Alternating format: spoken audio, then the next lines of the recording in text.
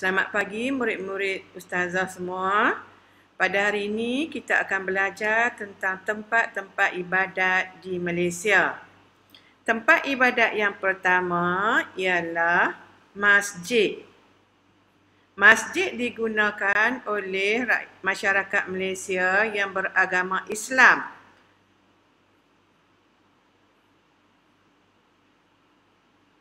Baik, ini ejaan masjid. Jadi yang keduanya ialah gereja. Gereja digunakan oleh masyarakat Malaysia yang beragama Kristian. Ini ejaan gereja.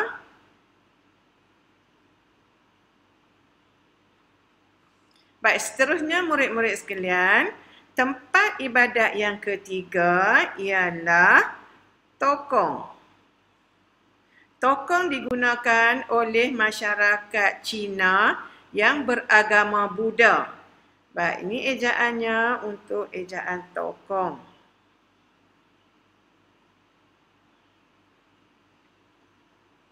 Dan murid-murid sekalian, tempat ibadat yang keempat ialah kuil. Kuil digunakan oleh masyarakat India yang beragama Hindu. Baik. Ini ejaan kuil. Baik murid-murid, itu adalah tempat ibadat yang terbesar di negara kita Malaysia. Masih ada banyak lagi agama-agama lain yang mempunyai tempat ibadat masing-masing.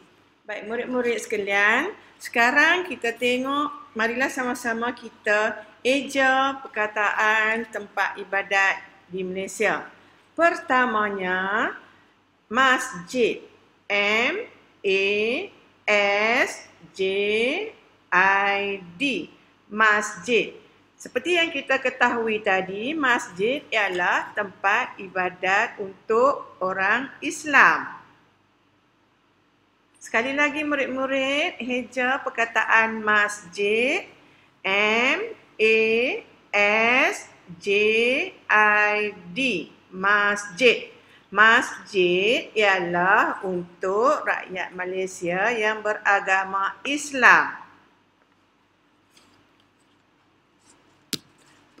Tempat yang kedua, murid-murid, ialah kuil.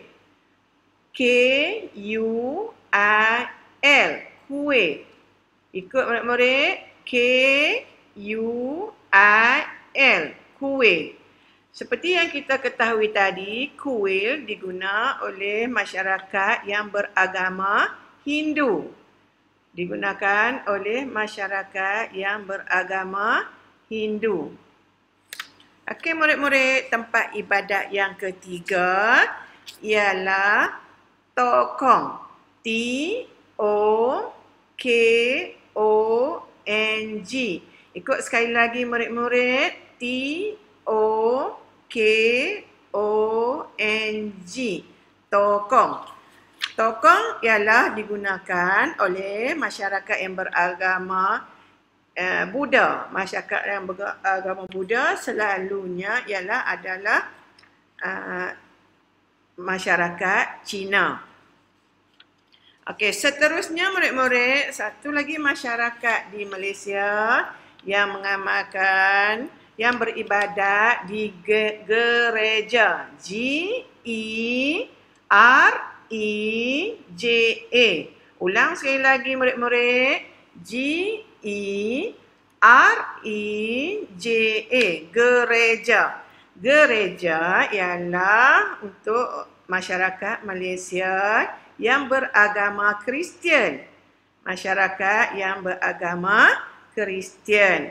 Okey murid-murid, itulah tadi tempat ibadat, 4 tempat ibadat di Malaysia. Baik murid-murid, latihan seterusnya ialah marilah kita sama-sama mengeja sekali lagi dan kita sesuaikan nama tempat dan agama rakyat di Malaysia.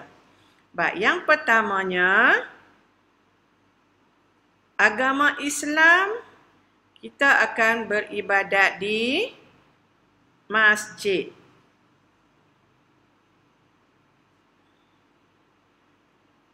Agama Hindu, kita akan beribadat di kuil. Agama Kristian di gereja. Agama Buddha di tokong. Baik, itu adalah tempat ibadat yang terbesar di Malaysia. Baik, seterusnya para pelajar jangan lupa apabila menyesuaikan gambar ini, jangan lupa mengeja ya murid-murid. Ejalah perkataan pertama, Islam. I-S-L-A-M. Islam. Islam tempat ibadatnya ialah di masjid. M-A-S-J-I-D. Masjid. Agama Hindu, H-I-N, D-U-D, Hindu, tempat ibadatnya ialah di kuil. Yang ketiganya, agama Kristian, K-R-I-S-T-I-A-N, Kristian, tempat ibadatnya di gereja, G-E-R-E-J-A, gereja. Dan yang keempat, agama Buddha, B-U-D-D-H-A, Buddha, tempat ibadatnya ialah di tokong, T-O-K-O-N-G. Baik murid-murid, itu adalah untuk latihan yang ketiga. Baik, latihan seterusnya murid-murid sekalian, marilah kita sama-sama mengamalkan sikap hormat terhadap jiran-jiran kita.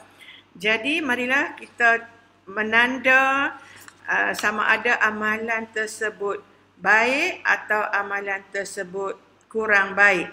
Tandakan tanda right untuk amalan baik dan tanda pangkah untuk amalan yang kurang baik. Baik. Ayat yang cuba lihat soalan nombor 1.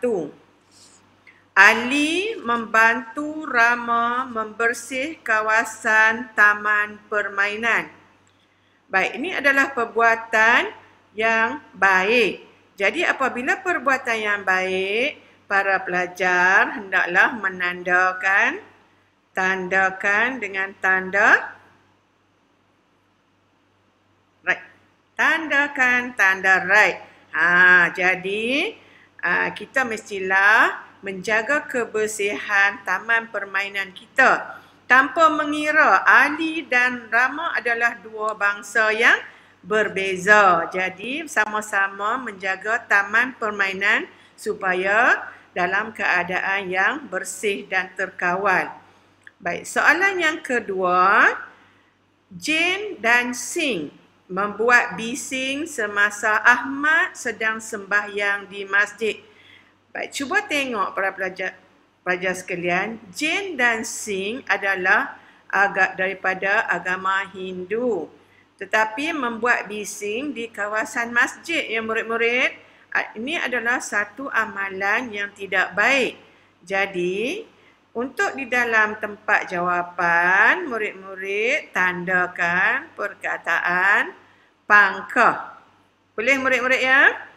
Baik, seterusnya kita pergi ke soalan yang ketiga. Leong tidak membuang sampah di kawasan tokong.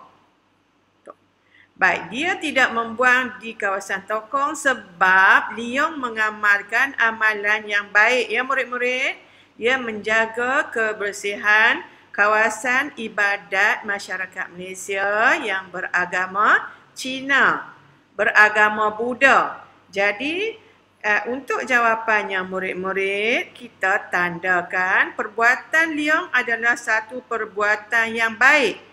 Jadi, kita tandakan dalam tempat kurungannya tanda right. Okey, kita pergi kepada soalan yang keempat murid-murid. Orang Islam sembahyang di masjid. Tadi kita dah tengok gambar masjid ya murid-murid.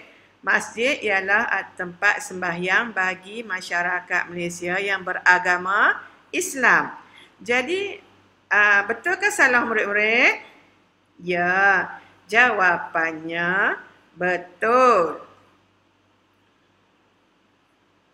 Dan yang kelimanya murid-murid, cuba tengok. Dewi beragama Hindu sembahyang di tokong.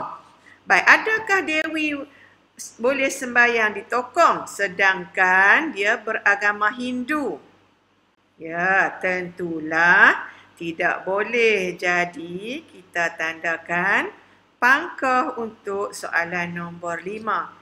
Boleh murid-murid? Baik, itu adalah latihan yang ketiga yang Ustazah bagi pada kamu untuk kamu buat latihan di rumah apabila Ustazah bagi lembaran kerja nanti.